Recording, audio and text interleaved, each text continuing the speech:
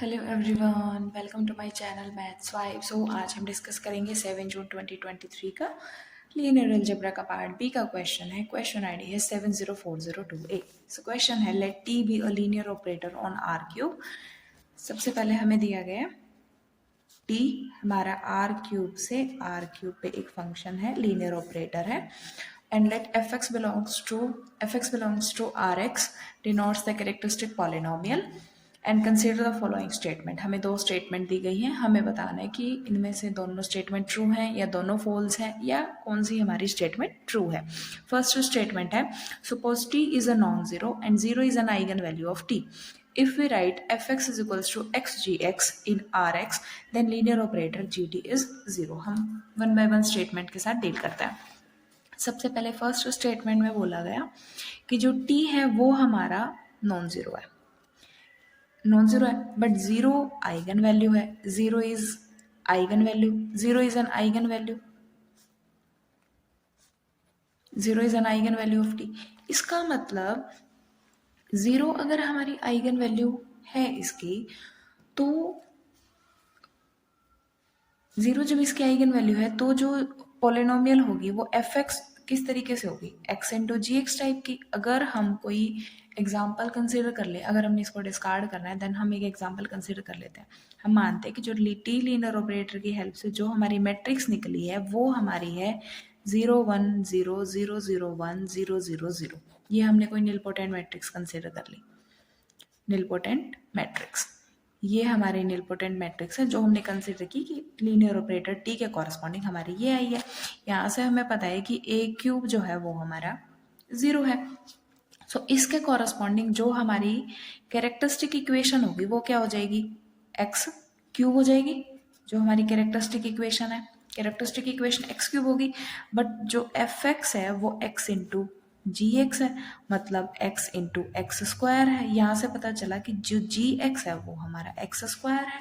सो हमें क्या प्रूफ करना है, जी ऑफ टी, क्या इस केस में जी टी जो आएगा टी स्क्वायर वो हमारा जीरो आएगा।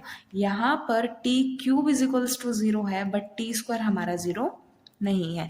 सो यहाँ से पता चला कि जो जी टी है वो हमारा जीरो ऑपरेटर नहीं होगा। सो हमने ये एग्जाम्पल कंसिडर कर लिया जिसकी वजह से हम इस स्टेटमेंट को डिस्कार्ड कर पाए। सेकेंड स्टेटमेंट में क्या बोल रहा है, suppose zero is an eigen value with at least to L I eigen vectors. मतलब कि जो जीरो है उसके आइगन स्पेस में कम से कम दो एल आई वेक्टर्स हैं, या फिर कि जो जीरो आइगन वैल्यू है उसका जीएम एटलीस्ट टू है। If we write F X is equals to X into G X then the linear operator G T is equals to zero. तो हमने सबसे पहले ये बोला गया कि अगर जो जीरो आइगन वैल्यू है उसके आइगन वेक्टर कितने हैं, आइगन वेक्टर एटलीस्ट टू है। इससे क्या पता चला कि जो जीएम है वो हमारा greater than equals to two है। ये भी जानते हैं कि AM is always greater than equals to GM. इसका मतलब कि जो एएम होगा वो भी हमारा greater than equals to two होगा। हम कंसिडर कर लेते हैं कि if AM is equals to two, अगर एएम हमारा टू है, एएम अगर हमारा टू है, हम कंसीडर कर लेते हैं कि जो भी हमारी कैरेक्टरिस्टिक इक्वेशन है तो वो x square x minus alpha type से होगी। Alpha is any number, alpha is any other eigen value. ठीक है, जब कैरेक्टरिस्टिक हमारी ये है और हमें दिया गया F X into G X, मतलब कि तो जी एक्स की वैल्यू क्या होगी, X into X minus alpha, X into X minus alpha. So अब हम कंसिडर कर लेते हैं कि अब जो हमारी टी मैट्रिक्स होगी वो हमारी मैट्रिक्स किस तरीके से होगी। एक तो हमारी आइगन वैल्यू बन रही है जीरो जीरो और अल्फा, सो जीरो जीरो और alpha, zero zero zero zero zero zero.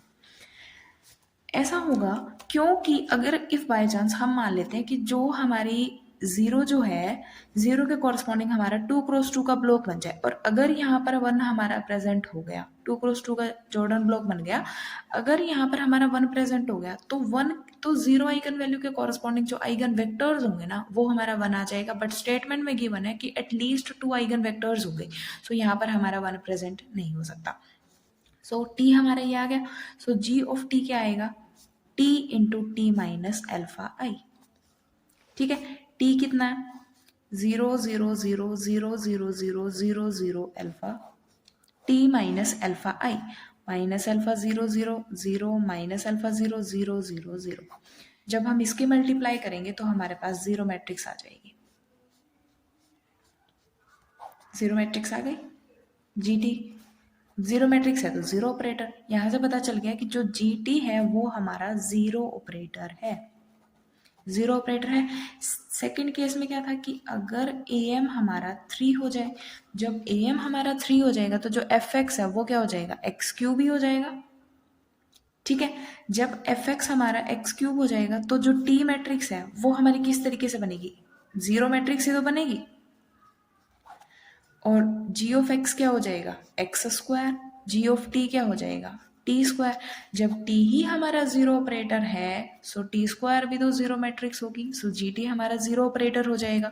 So second जो स्टेटमेंट है वो हमारी ट्रू है कि जब जीरो हमारी आइगन वैल्यू हो और दो उसके एटलीस्ट 2 LI वेक्टर्स हों तो हम x इंटू जी एक्स में जब भी लिखेंगे तो जी टी हमारा जीरो ऑपरेटर हो जाएगा। सो फर्स्ट स्टेटमेंट जो आई थी वो हमारी फॉल्स स्टेटमेंट थी, क्योंकि हमें एक ऐसी मैट्रिक्स एग्जिस्ट कर रही थी, एक ऐसी मैट्रिक्स हमें मिल गई थी निलपोटेंट मैट्रिक्स, जहाँ पर हमारा जीटी जो था वो हमारा जीरो ऑपरेटर नहीं आ रहा था। सो फर्स्ट स्टेटमेंट हमारी फॉल्स हो गई, सेकेंड स्टेटमेंट हमारी ट्रू है। फर्स्ट ऑप्शन दिया गया both A and B are true, गलत। Both A and B are false, ये भी गलत। A is true B is false, ये भी गलत। A is false and B is true, ये हमारा ऑप्शन करेक्ट है। Fourth option is correct. Thank you.